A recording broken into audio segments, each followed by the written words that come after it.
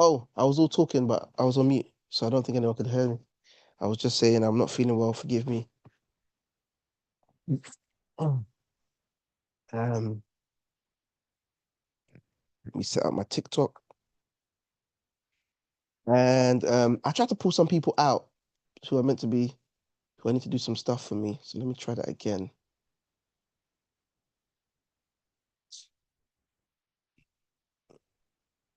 I think internet has been funny for most people.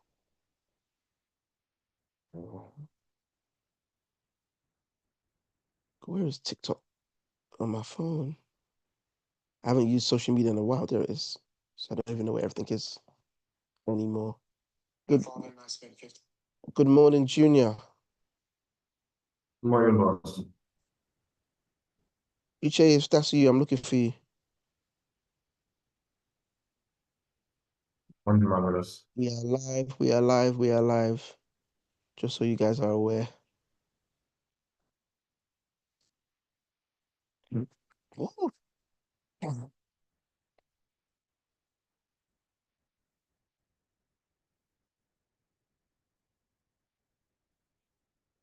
live. We are live. We are live.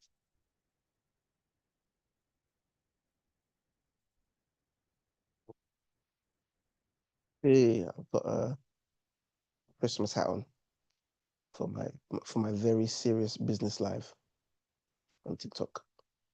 It's a fake hat. But why not? Let's have some fun. All right, Junior, I've called you here for a reason. You've been making a lot of calls, haven't you, Junior? Yes, sir. I have. Yeah, we need to look at it because um you're the culprit for you're the culprit for our high bills.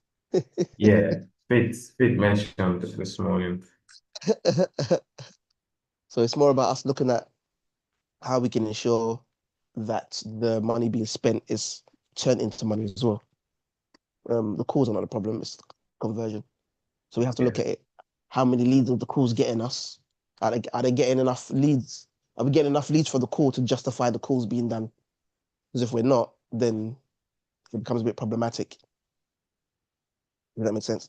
All right. So what I want to do today, I'm not going to mention too much about what we're doing. Um,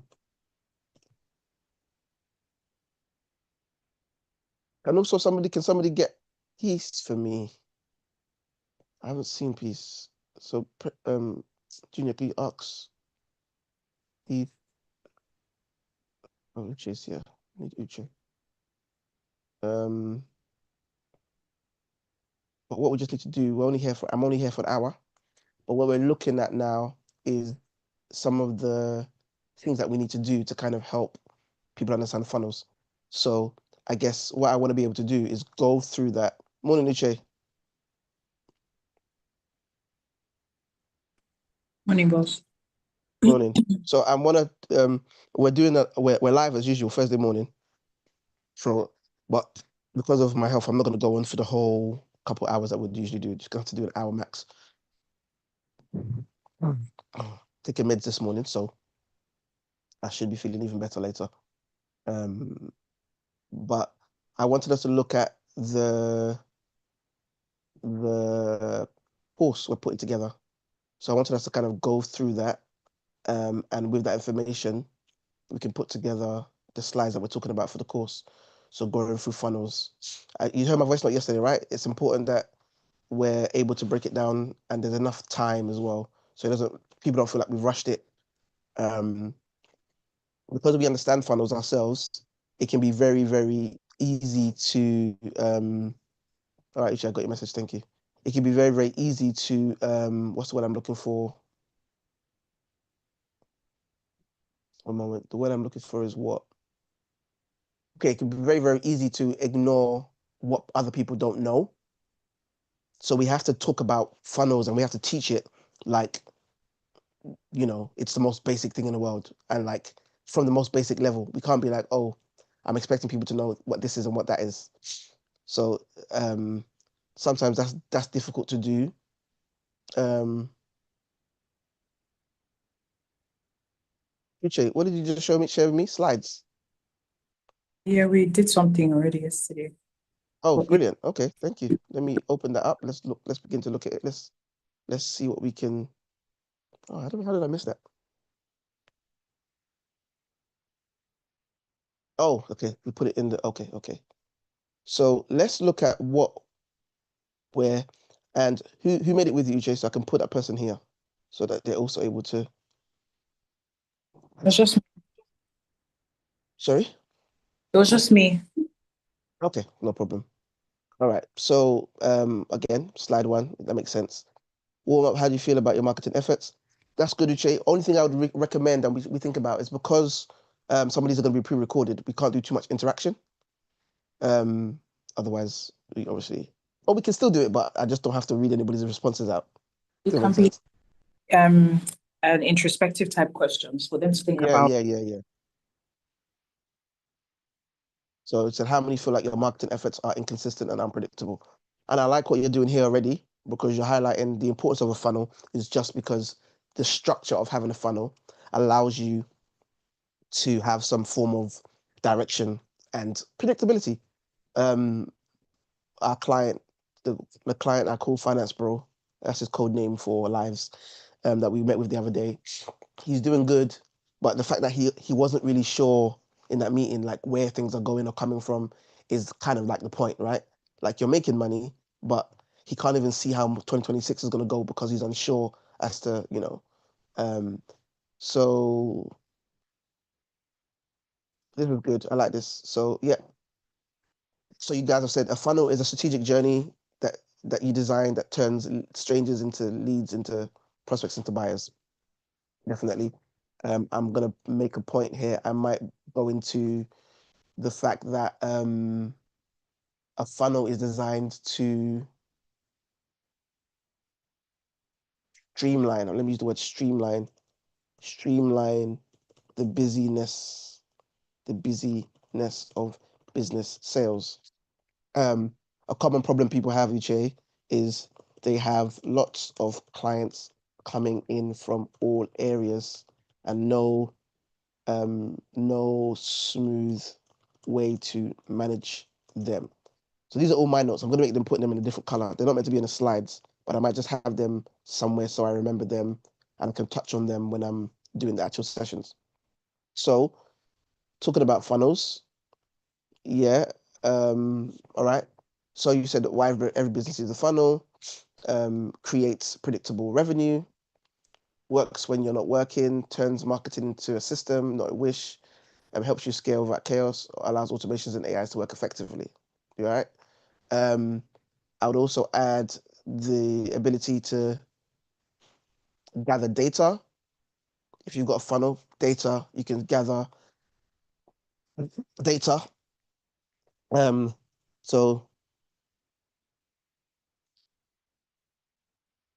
So allows effective data gathering, which aids decision making. And I think I'd say as well, so allows you to make better decisions because you can see the information. But yeah, what's this? Why is it? Uche, how did you get it? Oh, it bug me. Um,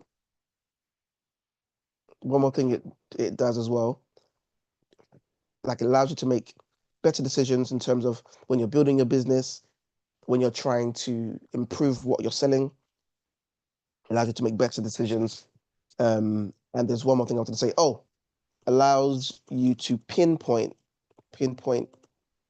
areas of weakness. We had a meeting with a client the other day.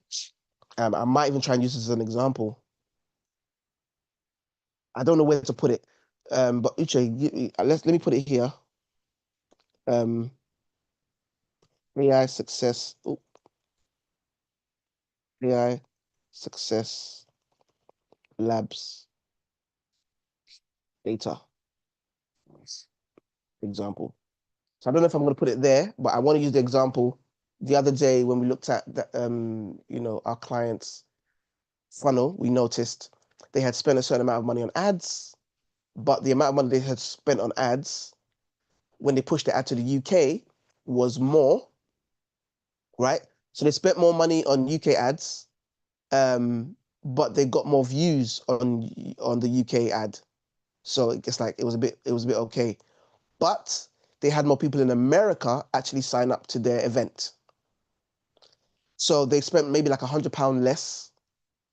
So it was like they spent a certain amount of money, 10,000 views on the video for the UK ad, 5,000 views on the video for the American ad for the same time period. So people in the UK watched it more than people in America. Fine. But then the people in America, they signed up to her event more than the people in the UK. So it's like, although the ad was quote unquote less effective to the people in America because less people saw it and less people watched it, it was more effective in terms of the conversion rate was higher. However, for her highest ticket item, the people who had paid for it, where the most money was, were people from the UK. So again, we're able to look at the data and say, oh, although more of the Americans signed up, more of the British people paid. And they paid for what she actually wanted to sell. You've got a lot of people who paid for the middle ticket offer, but that wasn't really what she was trying to sell. So now we're trying to review the funnel to see what we need to change and tweak. But that is the power of a funnel. By having that information, we're able to say, oh, this is working, this isn't working, yada, yada, yada. So again, slide check, reality check.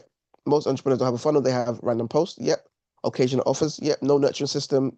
No follow-up automation. No data-driven structure. So what was this? Section 1 introduction, right? The introduction, just going through that. Okay. The funnel stages. All right. The 4 core stages: awareness, engagement, nurture, conversion. Interesting. Awareness. So here's an interesting thing, Uche. So within the industry, people don't. It's a weird one because a lot of people find the funnel is once the person has actually entered into the funnel.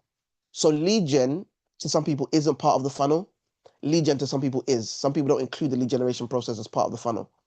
So I guess we've got to look at if we want to do that. Okay. I don't know if I like the word awareness though. Because I usually use the word attract. Because awareness sounds like more about being because when I use the word attract, I kind of combine being aware and engagement together. But I understand how you've engagement being the lead magnet itself. I usually make it 3 steps: attract, nurture, convert. So attract is your lead magnet, nurture is your nurturing process, and conversion is your obviously conversion process. Let's change engagement to attract. And then I don't have a problem with awareness because awareness also includes a level of engagement. So again, this is good. Awareness, visibility plus traffic, so social media, SEO, paid ads. But again, paid ads, well, I guess it all has to be connected anyway. So this is where it gets tricky, Jay.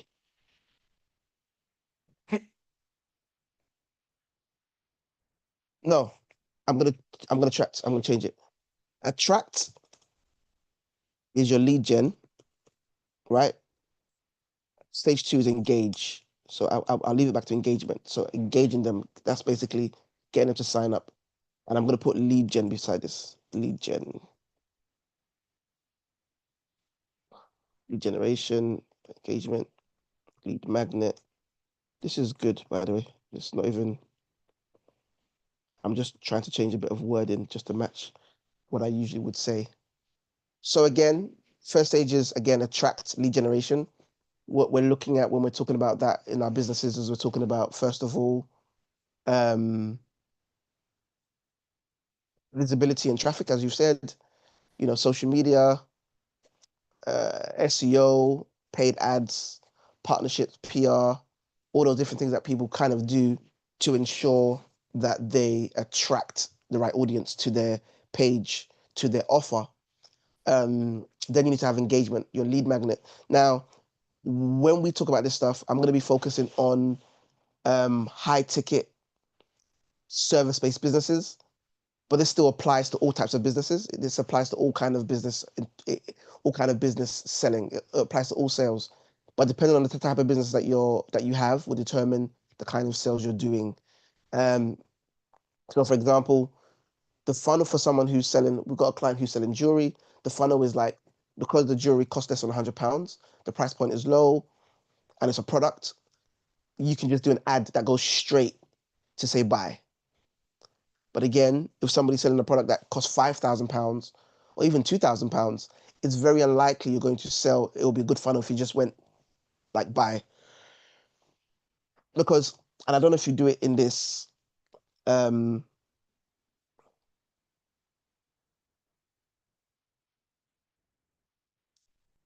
actually what I want to do is I'm going to split this. Uche, when we explain it, so the 4 stages, I want us to now do the first stage, which is lead generation. The second, we're going to talk about the practical and the psychological, because there's a psychological reason for all of it, right? The game of building the funnel is to take somebody through a psychological journey of purchasing, because people buy based on a certain level of logic. Even when it's an emotional purchase, the emotion is still rooted in some form of logic for that person. And what we're doing when we're building a funnel is we're trying to, for lack of a better word, I'll put it straight, you're trying to manipulate the emotion, right? It's like when somebody makes a movie, they write the movie to try and make people cry. They write, when it's a horror, you're trying to make people scared. When it's a romance, trying to make people go, oh, and say, oh, that's really sweet. Or they're rooting for, it's all designed to intentionally create some sort of, what's the word I'm looking for? Some sort of reaction. So if what we can do here is we begin to talk about so Uche, we'll first talk about the let's call it sales psychology. So we'll talk about the sales psychology, and then the practical reality, right? So sales psychology, Uche and Junior, you follow me at the moment? Yes, I am.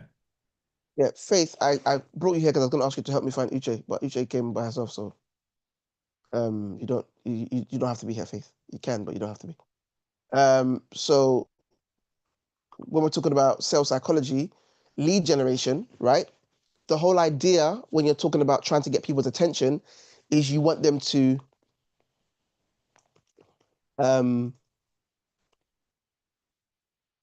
like you. That's secondary. So there's a few things. Number one, we want them to believe you care, believe you understand,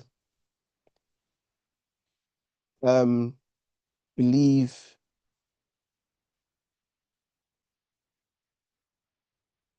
well, that's the 2 things. You're trying to convince that we're trying to convince the potential customers or the community you're trying to connect with that you care about what they care about, and you believe they want to believe you understand what they are going through, and they want to like you. That's the first thing. That's the best way to attract somebody, by allowing them to believe, oh, this person actually cares about the stuff that they're getting involved in, the stuff that they're doing. That's number one. And number 2, you've got to convince them that you understand what they're actually going through, which is why we talk about things like pain points. A pain point is you understanding, oh, this is what you're dealing with. Does that make sense? Junior, when we're doing the calls, right? The number one thing on a call is, again, you want the person to believe you care about what they care about. That is what we want to, that's what's going to get them to continue the conversation. And then again, use these practical examples. So we use social media as a method of doing that, SEO. But again, this is based on your content. So SEO, social media ads are the methods in which we use to reach these people. But the psychology around trying to reach them is we want them to believe that we care about what they care about and believe that we understand what they're going through, pain points. And then you want them to like you, of course. So they have to be, but funny enough, the likable thing is not even that deep. Sometimes if they think somebody, you can, if you show that you know you can help, people don't care whether they like you or not. They just want to know if you can help. So the like you thing is even, I'll leave it in there, but it's not even the most important part. Then lead magnet. When we talk about the lead magnet, again,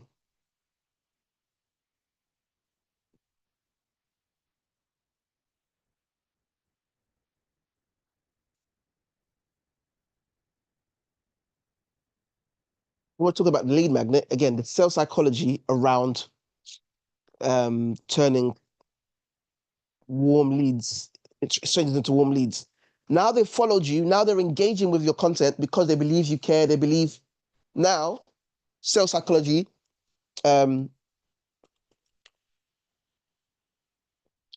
them a taste of what you can do, builds trust, or offer them an opportunity to see you care.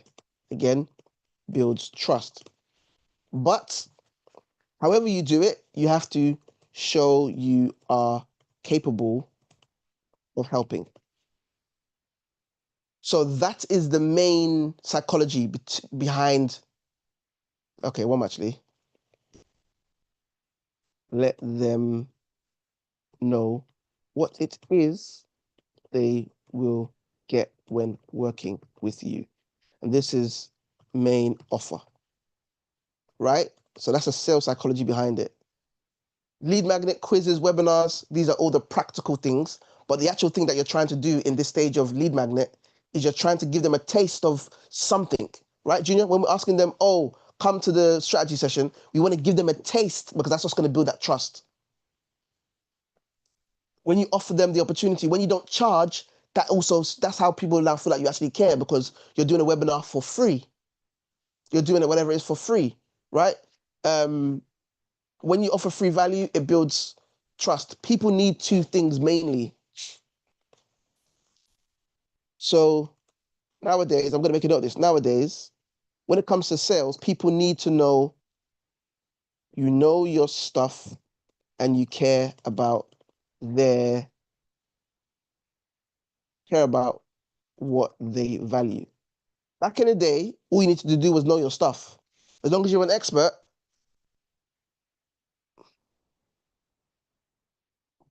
but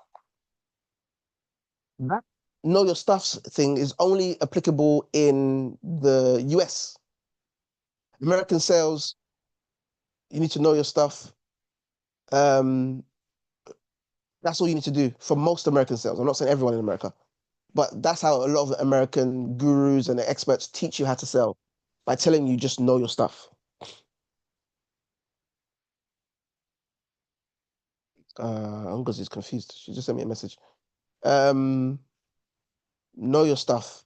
But for most places in the world, especially in Europe, in the UK and the rest of Europe where we are, there is often a need from people to also know you care about what they're doing. People don't just want to know you can help them. They want to know you care about helping them. And they don't want to know based on the fact that you said you care. Because anyone's going to tell you they care when they want your money, right? Yeah. But when you go to your website, when you go to certain things, when you get involved in certain things, people see on your website that you mentioned that you care about them. They go to your social media page, they're seeing you talk about their stuff all the time. So let's say I've got a business and my target market is pregnant women. When they see on my page that all I talk about is the issues that involve pregnant women, when they see that I've done studies around it, when they see that I've invested my actual time and effort and energy into learning about it, then they realize I care. When they find out that, oh, I spent the last 17 years or last 7 years or last 17 months, even if that's the case, studying X, Y, and Z around pregnancy, they're now like, okay, this person actually cares. You know your stuff, but you also care because you've shown that this is something that you value and you put your time and effort into.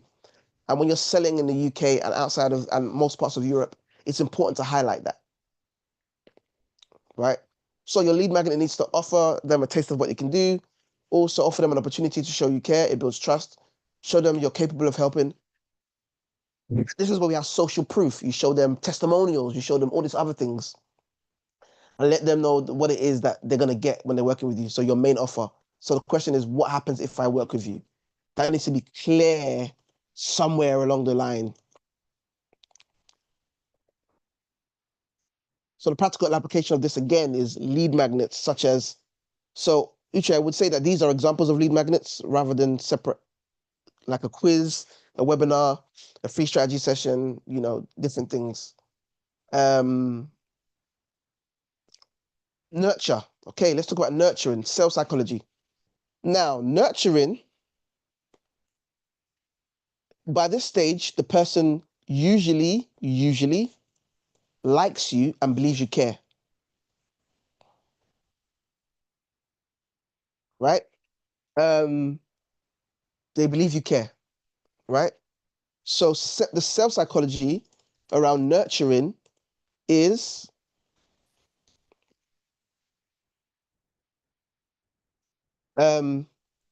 building trust around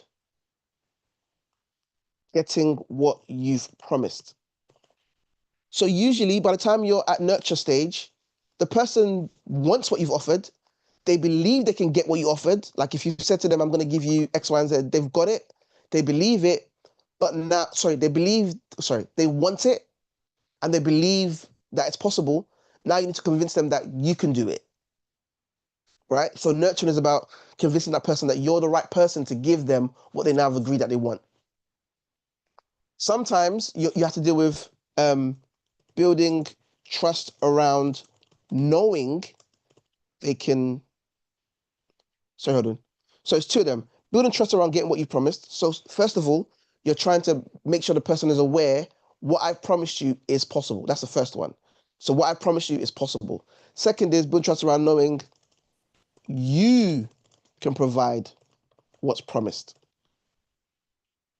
So now this is about letting the person know, again, I am actually the right person to help you achieve what I promised you, right? So it's like, you've spoken to the person, your lead magnet has done its job, whatever you've been doing has done its job. They now realize it's possible for me to get the result I'm looking for. Some people would come to you knowing it's possible. Now it's, can I convince them it's possible? Number two, can I convince them that I am the right person to get them there?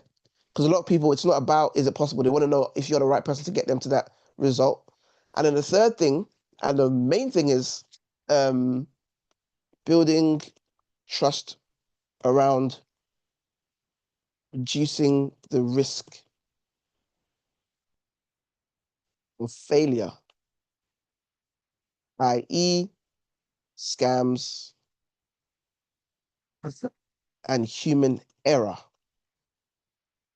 So in nurturing, you're trying to now find ways to deal with what we call a human being's natural risk assessment. This includes pricing.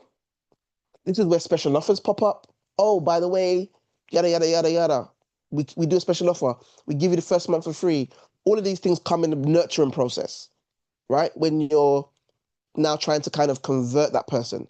This is all part of conversion. Nurturing is almost like the preparation to get someone to turn around and say, yes, I'm willing to do X, Y, and Z. Another important element of nurturing your client is dealing with objections. So that's the last point. Dealing with objections. In the nurturing stage, this is your opportunity to see if the person is serious, because some people, they can't afford it and they'll give you all sorts of objections that have nothing to do with anything. It's just that they can't afford it. And rather than just saying, I can't afford it, they'd rather take you on a wild goose chase around why they can't afford it or around why they think your pricing is unreasonable. There was a client, well, they're not a client, but they were going to be a client who his business model was flawed. And he was trying to convince us to like basically I think it was running ads basically, but basically run the ads for free. Because it was like, oh yeah, but why should you be charging? And I'm just like, your reasoning doesn't make any sense. So I'm guessing, and again, in the end, he did say it was a bit pricey. But again, sometimes you gotta clock that early, that sometimes somebody's objections are because they can't afford it. One of our business associates slash partners, they have a very simple thing where in the lead gen stage, they find out from anybody who they're going to now try to nurture, are you able to make an informed decision? So number one, can you afford this for yourself? And do you have the power to pay for it? If you say no to her, she's not going to do nurturing with you. And that's smart because you're trying to nurture somebody who's not even empowered to make the decision. So one of the things that we often get people to establish in the attraction stage, the engagement stage, is to make sure you're engaging with the right kind of clients. Make sure the prospect is the right kind of prospect. So some people do it in a webinar, some people do it in a call, where they want to qualify the lead that they've captured to make sure, can you make an informed decision? Do you have the budget and the power? Because some people, you're working with a business, the business has the budget, but the person you're talking to doesn't have the power. Junior's experienced this a few times, getting on a call, doing cold calls, but the person he's speaking to doesn't have the power. Often we call them gatekeepers. They're usually in the way of the person who does have the power to make the financial decisions. And part of your nurturing is to nurture the person who's in the way to move out of the way so that you can, and sometimes it means you have to do double the job. You have to, as I said here, build trust around them getting what you promised and then build trust around them knowing that you can provide what you promised. Again, a lot of the time, it's email sequences, it's SMS follow-ups. It can also be calls, sometimes multiple calls. So for example, we have email sequences that we recommend to our clients to do testimonials in emails. You do one email about why you started what you started, one email about how all the great things you've done, another email with some stats and psychology around knowing what you've got can work. You know, if I am a coach or a personal trainer, and I'm trying to coach people into losing weight and help them, get into fitness, for example, I can use the example of another coach who's famous, let's say Cristiano Ronaldo or Messi's football coach, their personal coach. I can use their training regime as an example as to how somebody else can get that level of fitness. So even though I haven't done it myself, the evidence is still there. I can say, this is what the trainer told Ronaldo to do for every day for a year. This is what he did. This is attributed. He has said this is attributed to his success and his fitness. So that is enough evidence to tell somebody actually what is possible for you because look, Ronaldo did it, for example. Obviously, there's other factors, but you'd have to make sure you make that clear in the actual email. But I'm just saying that's an example of an email you could send out. And it wouldn't automatically look like you're trying to sell anything. You could just say the 5 things Ronaldo did to get fit. And the person would now read that email and be like, oh, this is similar to the things that you told me to do to get fit, which is, again, a good sign, right? So this is the psychology of nurturing. You're doing these things, you're putting things in place to allow people to feel, to build that trust, right? Trust is a very, very important part. The first part of the funnel is usually about people liking you and believing that they can be helped. The nurturing and converting is all about building trust. It's all about convincing someone that you're the right person to work with.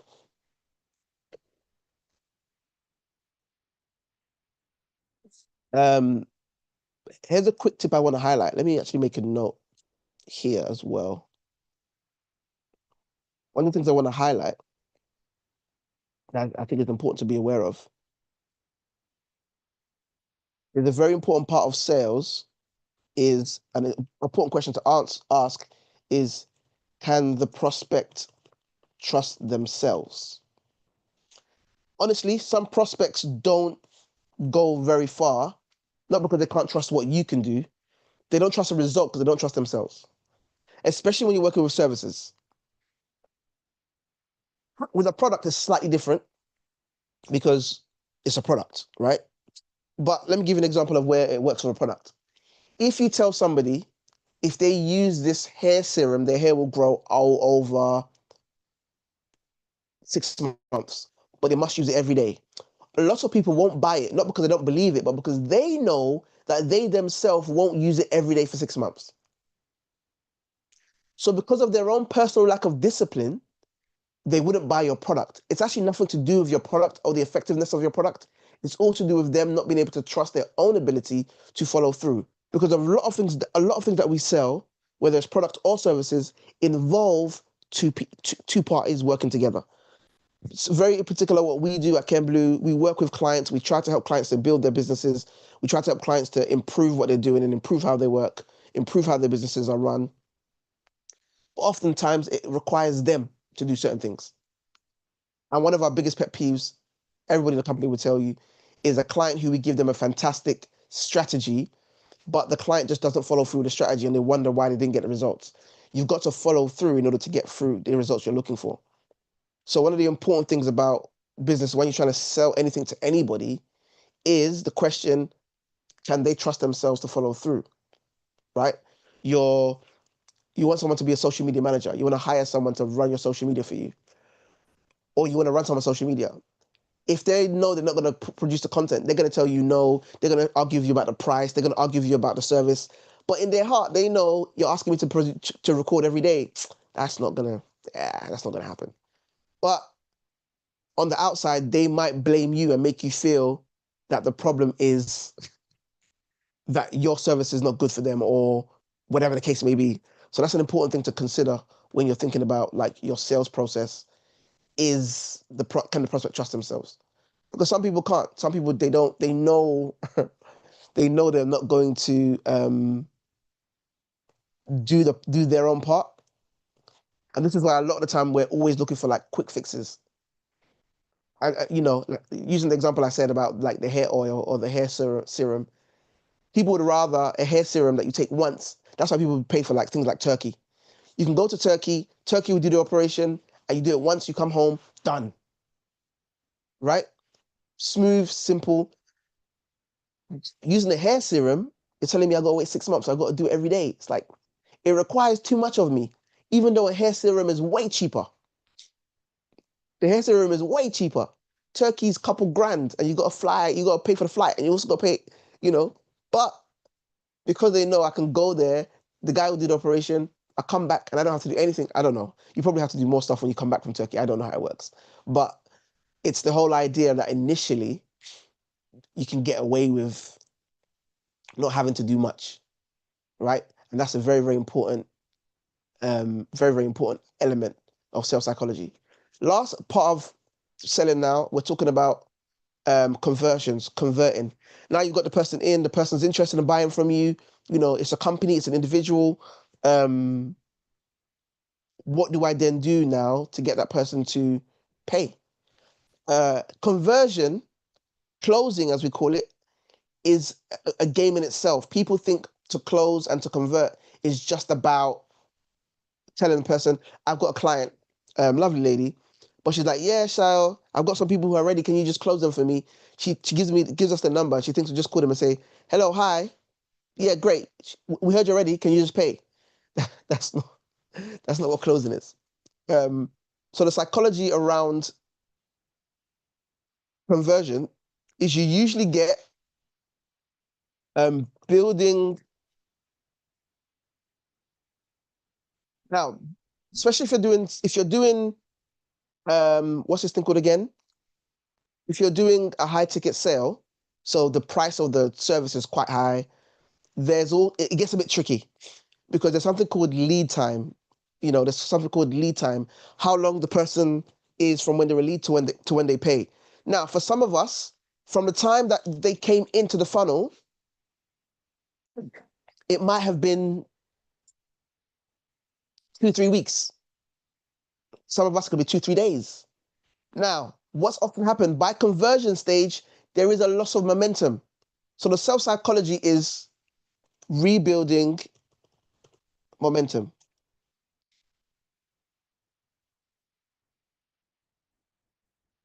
There is a momentum that we would have lost. Junior would have experienced it before. There's people that I said, oh, I'm interested. We tried to call them 1 week or 2 weeks. Yeah, they don't answer, things, But if you try and call them and say, hey, it's been 2 weeks, are you paying? They're going to be like, nah, I've changed my mind because I forgot about what I was even excited about when I spoke to you. They've already been switched off. It's already deflated. So it's rebuild momentum. I would say sell another taste, sell hope. So remind them of the dream that they were dreaming about that excited them in the first place. Give them a step closer to that dream. Right? Build final elements of trust,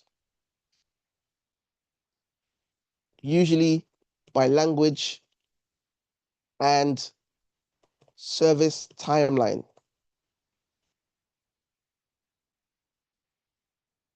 And contract. Now, this final conversion stage is where you start getting all the weird questions. I'll get all of the really, before I pay, I've got a few practical questions I want to ask. That's where we get that from. So first of all, you got to rebuild momentum. You got to make sure that the person is excited and there's hope. I recommend that that's the first thing you do in your funnel.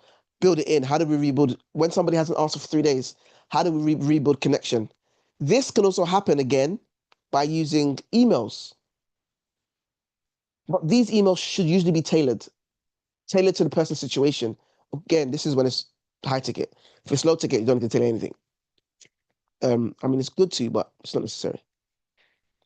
Build final elements of trust. So usually by the language you use, so how you say things to the client, you make it less heavy about the payment and more about the relationship being started, the journey being begun. You let them know that we're working together. Language you use is very important at this stage. Your service timeline, this is when you begin to explain. When you pay, this is what will happen. This is what you get. Onboarding, you let them know, you make them feel comfortable. And the last is contract. You make sure there's a contract in place. You ask them to read the contract. You ask them to agree. This is where you build that final piece of trust, right? Your contract, your service timeline, your proposal is where what you do. Those are the main two. And then you've got the request for payment. For conversion, if it's high ticket, always best to take money over a call. That's just a tip. If you're doing high ticket, it is always best to take money over a call.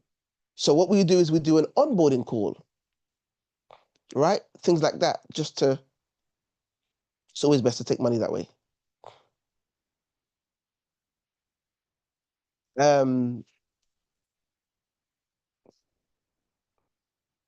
Again, examples of this, good examples to put here, sales pages, strategy calls, proposals, checkouts.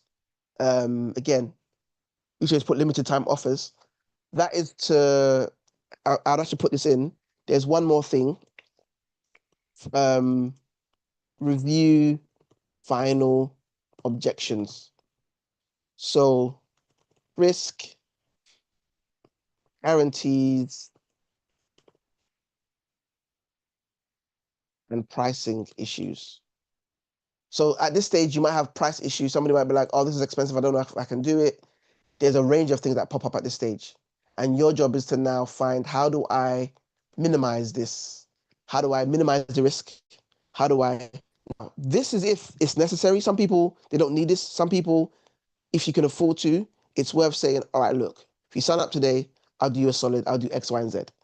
I would have those things already built into your funnel, capped. Have those in your arsenal ready to come up if you need them to, right? Oh, hey, you know what? We do have a code for this. If you want to, maybe we'll give you a 30-day trial. You can see how things go and then we can decide. That's something you can pull out at the last minute if you want to. But I would say always have those things ready to pull out if necessary.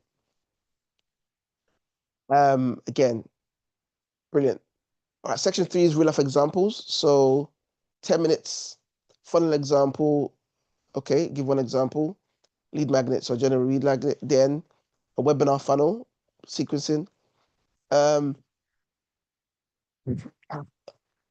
what's going to be important here is we have to include the psychology too. Include psychology. So I'm going to give an example now. Junior, do you want to give me any niche that we talk to? Let's do accountant. Right? So the accountant is trying to get, what type of clients shall we say the accountant is trying to get? Accountant is trying to get self-employed freelancers in the physical trade industry. So they're looking for builders, construction workers, plumbers, electricians. Let's say that's who they're looking for, right? So first of all, let's talk about lead magnet from a psychological perspective. What would a psychology? Believe you care about what you care about. They love their job. They love quality. They love providing good service. That's what they care about. They want to look after the families. They're doing this because it's what they've always done and they care about their trade. That's what they care about. So your content, your whatever is always talking about respecting what they do. You respect their hustle, respect, if it's a very, very, if it's in the UK, for example, blue collar jobs are done predominantly by men, predominantly by British men a lot of the time. So that's something you can kind of lean into. Believe you understand what they're going through. So you got content about changes in taxes. You break down, this is how much you make, this is how much you get to take home. This is ridiculous. The accountant is showing, I understand your financial situation. Right? Then the lead magnet, which could be, so they can now write an ad. And the ad would say, the problem that they want to highlight is the government are taking too much of your money, right? So the point is, too much of my money is going to the government. I'm frustrated at that. I don't want that to keep happening. That's the psychology behind it. The lead magnet could be a survey/quiz that says, here's how much you can save on taxes. Put your details in, put your situation in, and here's how much you can save. So someone can create a quiz for the accountant that basically says, tell us your situation, tell us your annual revenue, and we'll tell you how much you can actually save on tax and where you can get the tax breaks from. That's that now solves a problem that they're thinking about, which is the government is taking too much of my money. That now helps. Once they do that, there can now be a strategy session around how can we put things in place to help you achieve what we put in the quiz. So how it goes is content, ad that says the government's taking too much of your money. Here's a quiz, how you can save money and reduce your tax. They do the quiz and it says, hey, here's how you reduce your tax. Now they're like, wow, this person has just told me how to save myself £7,000 a year without charging me a thing. They can tell that the accountant cares. They can tell that the accountant knows their stuff because, wow, this is legit information. I Googled it. I'll put in ChatGPT and ChatGPT agreed, right? So that becomes then the email sequence that now attracts the nurturing. It starts the nurturing process. Sometimes you can do the email sequence, then it's a strategy call, right? You can now say, if you want to know how to do this, how to arrange your finances so that you can take a benefit of these tax breaks, let's have a call and do that. They hop on a call, they explain what it does, how it works, and they say, this is how much we charge. So now you're telling them this solution you're looking for is doable. Look, it's going to save you £7,000, but guess how much we're going to charge you? We're going to charge you £2,000. Now all of a sudden they're like, well, technically I make £5,000. And that is how you would now get them attracted. Now they might be like, this sounds legit, but remember the objections. How do I know you're going to do it? How do I know I can trust you? That's when in the strategy call you would deal with all those things. Here's the reality. I've given you the secrets as to how to, the psychology, right? What people are thinking and what you have to overcome. you bake that into your process. So in your strategy call, you have slides that give examples of why people can trust you. Yes, I've been in, like, so let me give you an example. What a lot of people, what I've done and what we should probably do in this one, Uche, as well, so I can give the example is really good, is I put personal details in there. Hey, here's what I do. I have children. Let me tell you about my children. Let me tell you about where I live. Let me tell you about how long I've done in business. The more you tell them about your humanity, the more they're like, oh, this person's less likely to be a scammer because I know about their kids. I know about their, does that make sense? If you're all cloak and dagger, I don't want to tell anybody anything about myself, it doesn't do well for trust. Of course, you only give safe details. I'm not going to tell people my children go to school or like, that's crazy. But you're giving details about to build that trust between yourself and the audience that you're trying to attract. So, Uche, what I want to do in this stage, in this thing, is I want to have a diagram probably, but I want to also put the emotional process as well as the practical one. So awareness, what's the message? Lead magnet, what is it for? What's the message? Email sequence, what is it for? What's the message? Strategy call, what is it for? What's the message? The sales visual flow diagram, that could be a page, that could be in a brochure, but I would even do I would send a proposal for the example I just gave. So I'm going to give a range of examples. If we can give all of these examples with the psychology behind it, that would be really good. So that we can explain to people the psychology behind. Even if we can't do it, Uche, you're not sure about the psychology, just give me a space where I can tell you about the psychology so you guys can put it in anyway when we go through it together. All right, common mistakes. So let's talk about some of the common mistakes people make when they're trying to build a funnel.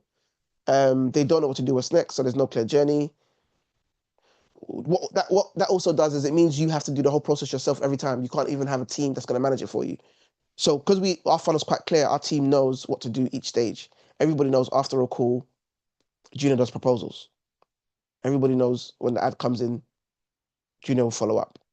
So there's a clear map of what happens so that most people are not confused. Even if Junior's not around, everybody kind of knows what the funnel looks like. So they know what to do even if Junior's not around. Mistake number 2, weak lead magnet and no value exchange. This is really good, Uche. Yeah. You get attention. You've done great in terms of getting people to look at you, but you offer no real value. The person can't see, or Uche, sometimes they don't even communicate the value well enough. So messaging is a whole thing here. So I'm actually going to put in here, in brackets, messaging. Your messaging needs to be very clear as to what it is people are trying to achieve. Now, messaging is very, very important, but messaging only works if your prospecting is done. If you are aware of who your prospect is and the stage of their journey they're in. Some people don't know who they're trying to achieve or who they're trying to reach out to. So it's a mess. If your prospect isn't clear, your messaging won't be clear. Like I gave the example earlier about accountants. If I just say accountants, there's so many different types of people you're going for. Directors have a different issue to freelancers. When you're dealing with companies, they've got corporation taxes to talk about. They get access to different things that freelancers don't get access to, right? Another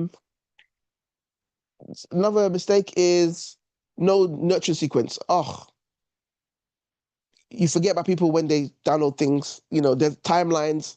Liz will tell you, she's our lead gen and marketing manager and our ads manager. The moment someone signs up to something, capitalize on that momentum. Call them immediately, email them immediately. Don't just leave it for days. As much as possible, get in touch with them immediately. Mistake number 4, too many offers can be confusing. Lack of clarity leaves conversion. Spoke to a client about this the other day. This is the example I usually use. I always ask people what their favorite food is. So let's use jollof rice as an example. And I say to them, jollof rice should be the offer. Somebody wants jollof rice because they love jollof rice. You can give them 3 levels of jollof rice. Cook it yourself, cook it with me, or I cook it for you. There are 3 different services, but it's still to make jollof rice. So even if you're gonna have multiple services you're selling, make sure the services are geared towards offering the same thing. Otherwise it gets too confusing. There should be one offer. There should be one result you're selling. And usually it's best to have one result and one option, which could be make jollof rice with me, But based on price point, you have a downsell in case somebody says, "Oh, I can't afford that." Well, actually, you can make it yourself. I can give you the resources. Oh, I can afford that. Or somebody hasn't got the time for the middle. Oh, I can't be bothered. Can you just do it for me? And you can upsell and say, "Well, I can do it for you if you do." So don't have one offer, one result you're trying to achieve, but have multiple. You can have multiple offerings, so you can have multiple services around that one offer. But try not to offer multiple results. No, it gets confusing. It's very unclear.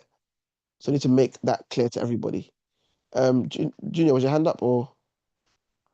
Yeah, no. Can I ask something? Sure, you can ask a question. Okay, so in this case now, if we're going to say, if we're going to apply the same to Kenblue, how would you explain it? How would you explain Kenblue? So yeah, That's the very easily. Kenblue's main So offer, and then some of it. Yeah. good question. So remember, when we sell to our clients and when you're on the phone, you're meant to be. And this is why I always say, don't focus on the software. You're meant to be selling growth. So if somebody's saying business growth is the offer, so growth through automated sales and delivery. That's the main thing, right? So you want automated sales and delivery. Now, we don't have do it with you because that's not how we do it.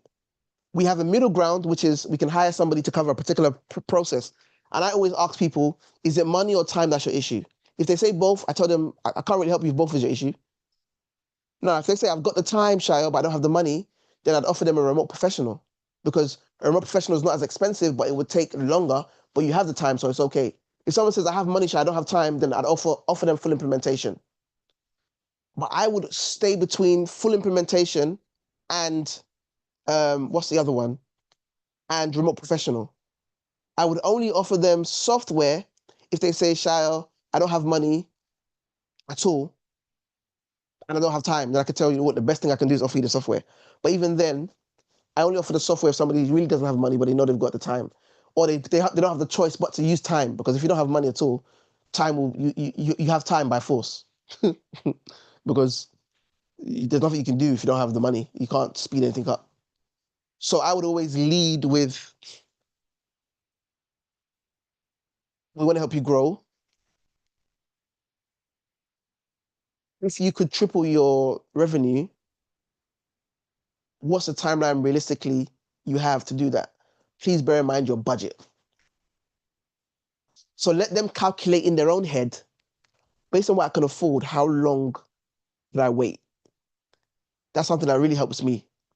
I would tell the person, based on essentially what you can afford to do, how long would you be willing to wait? For some people, they want you to come in and help them build their businesses, but they want it to be done immediately. They want it now. They want, it's like everything, they want it now. They want it to happen now. I want you to come in. I want you to give me the strategy and give me all the support. I don't have a lot of money, but I want it to happen immediately.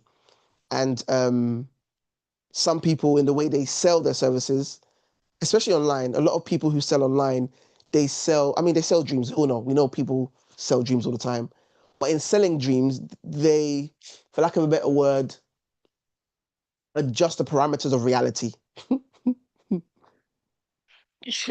So is it possible for someone to run ads and make all the money they've spent on the ads back in the first month of running Meta ads? It's possible. It's not impossible. Is it likely? It's very unlikely. But because somebody said it's possible, it becomes everybody's expectation because somebody did it somewhere. So when you tell somebody it will take you minimum 3 months to really, really get to the flow of it for it to start, which is what it usually is stands for most people, when you say that to somebody, they're like, well, maybe you're not the right person for me. I'm looking for the person that can do it in 1 month, like I was told. And what ends up happening is people find people who say they're going to do it in 1 month, who don't do it, and then they start saying everybody's a scam artist and everybody's a X, Y, and Z.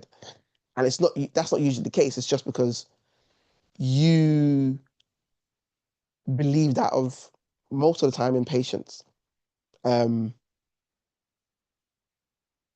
So yeah. So the other mistake a lot of us make when we're kind of building our funnels for our service-based businesses is there's literally no follow-up. When people did cold calling back in the day, I mean, they say it's even worse now, but they said you'd have to make about, even if someone picks up and says a maybe, you'd have to call back potentially 7 more times to get them across the line to say, actually, yeah, let's have a conversation. Let me book you with my boss. And for some reason, we're in a time and a generation where it's very much the energy everyone's got is what's for me is for me. So if I have got a potential customer, a prospect who has shown an interest, they've signed up to something I'm doing, if they want to work with me, they'll work with me anyway. I don't have to follow, I don't have to chase, which isn't how funnels really work. There are people who have said they want to work with us who we reached out, and sometimes it might take 2 or 3 months. We're just reaching out. And again, we don't reach out and say, hey, are you going to pay? Are you going to pay? Are you going to pay? That's not helpful. But like I was saying earlier, and what we were talking about earlier in terms of psychology of sales, there is a trust you need to maintain. There is a care you need to continue to show. You can't show somebody that you trust and care about what they're doing. You trust and care about the results that you're giving them at the beginning, and then at the end, let's leave it. We've got people who, I'll be honest with you, who owe us money currently. And when I call to inquire about when they're going to pay, I don't call and say, well, excuse me, I'm still waiting for that money. I call and I'm still concerned about how the business is going. We've had to pause some of the stuff we're doing for them because of delayed payment, but we have a conversation about how things are going and I let them know, look, we really want to kind of get back to this and get back to that and work on this together. Like, what can we do? How can we adjust? How can we fix this? Because we at Cambly, we genuinely care about what we're doing. We genuinely care about the people we're working with. So no follow-up. For you, it's like, oh, I can't be bothered. It actually undoes all the hard work you're doing. One of the worst things you can do is get someone to the point where they're saying, I'm willing to pay, but give me a moment, and then decide to abandon them because you think they're not really serious. Because all it tells them is, I knew it, so they weren't really, okay. Now, don't get me wrong, some people are just afraid to say I'm broke. That is a reality as well. But don't allow that to be a deterrent. Still keep following up, especially if the follow-up is a text or an email. Keep them on your mailing list. Send them regular emails. That's what we mean by follow-up. I don't mean call them every week saying, hey, are you going to pay? Hey, are you going to pay? There's some people who I've spoken to. There's someone who paid for something last year. I spoke to them for probably a year, and then they paid for something again this year, and they're now trying to get back with us properly. So it's taken them a year, but in that year, and the lady's been very grateful. In that year, we've always checked in. We've always been like, how's it going? Hey, we've saw this and we thought of you. You want to consider this? You want to consider that? There was a guy I met. I always tell this story. His business was worth like 20 million, and he told me, I asked him like, give me some of the secrets that as a young entrepreneur, I didn't say young, I'm younger than him. He was like in his 50s, wouldn't know. And he said, you guys have to be patient. He said some of the clients that he chases, his team would chase them for 18 months. Now, of course, the money that they'd bring in would be 6 figures plus per year for each client. But a lot of us wouldn't chase somebody for 6 days, we wouldn't chase somebody for 18 days, took us of 18 months. But this is how he's made so much money, because he's had the patience to follow through and follow on. But again, when a day and age where it's like, it feels annoying, it feels buggy, it feels like, as Hayley Melinda said, you're too broke to not be visible. You're too broke not to be in people's ear. Even if you're making money, you're not making enough money to say, you know what, I don't have to bother anymore.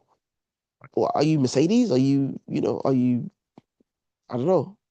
And it's funny because all of the brands I can name, I was going to name a whole bunch of brands. All of the brands I can name, they do follow up. All of these product-based brands, for example, these fashion brands, they don't just say, people, you go to a company that's worth billions, you go to the website, you put stuff in your cart, you leave. Let me tell you the worst one, Deliveroo. Deliveroo, they will go in an app for 5 seconds, just out of curiosity. They would send me notifications. Are you still hungry? Are you still looking for something? They didn't say, oh, you know what, Shia, we don't want to bug you. They said, nah, you were thinking about us. You were thinking about food. We were an option to you. We're going to close you. And I can't lie, sometimes it's very, very tempting. So it's all about getting predictability. So predictability comes from a clear, strong journey. It's always got to be clear. It's got to be direct. It comes from strong lead capture, automated nurture, consistent follow-up, data-informed decisions, and one primary offer focus. And that's true. Again, the AI advantage is that AI can automate conversations. AI can personalize nurture. It can score the leads very well. It can generate content, and it can optimize ads and predictive analysis. So again, very important that you look at why AI is included in this, because we talk about this a little bit, and we kind of put that forward as an important thing to have in your mind and having and work. Again, why do businesses that have funnels scale? It reduces the manual work. It increases revenue consistency. It improves client quality and the client journey. It helps you to scale without burning out, because you're not stretching people. You're stretching systems. You're stretching resources. You might have to invest in more software, that's not going to burn out. Software doesn't burn out. And it tracks performance with clarity. So again, by the end of this training, we would have gone through what a funnel is, the 4 stages of funnels, the real sales funnel examples, how funnels break, the personnel funnel gaps, and your personal funnel gaps. We have to edit that, Uche. How predictability is built.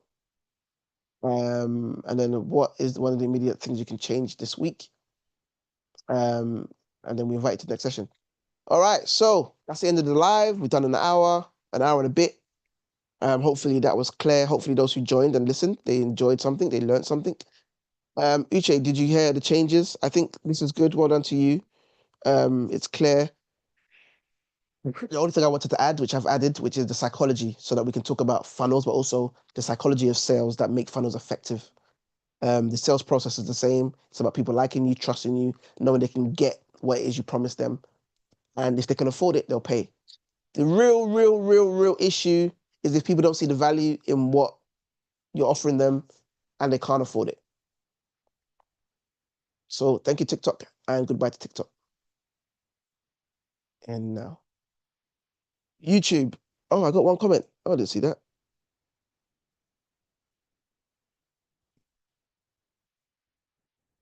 Uche, did you get all of that? Yeah. So we're aware. The changes you say you made on the document. Yeah. Okay. 96% of the people were from the UK. Most age between 18 to 24. That's interesting. It was a live recommendation. Instagram lives TikTok lives are a smart way to do things.